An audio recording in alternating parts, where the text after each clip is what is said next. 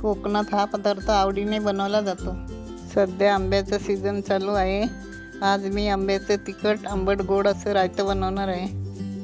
हे रायवळ आंबे घेतले आहेत। याचं रायतं चांगलं होतं। आंबे स्वच्छ धुवून घेतले आहेत। एका भांड्यामध्ये पाणी घेऊन 10 मिनिटं ते आंबे आपण उकळायला ठेवणार आहोत। आता 10 मिनिटं झालेली आहेत। आंबे चांगले उकडलेले आहेत। ते आपण एका प्लेटमध्ये काढून घेऊ। आंबे पाण्यात उकळल्यामुळे त्यांचा डिंक निघून जातो आणि रायतं चविष्ट लागतं। आता आंब्यांच्या साली काढून घेऊ आणि सालींचा रस पिळून घेऊ।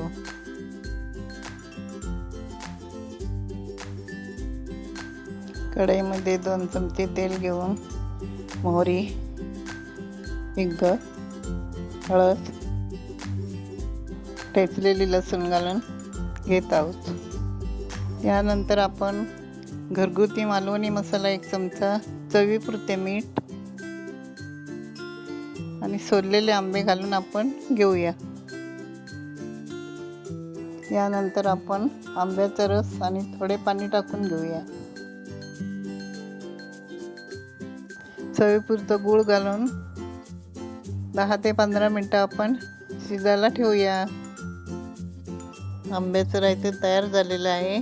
तिखट आंबट गोड अशी याची अप्रतिम चव असते। कोकणात घरोघरी हा पदार्थ बनवला जातो। हे रायतं भातासोबत चांगलं लागतं किंवा नुसतं सुद्धा तुम्ही खाऊ शकता। जर तुम्हाला ही रेसिपी आवडली असेल तर तुम्ही चॅनलला सबस्क्राईब करा। पुन्हा भेटूया अशाच छान रेसिपीसोबत।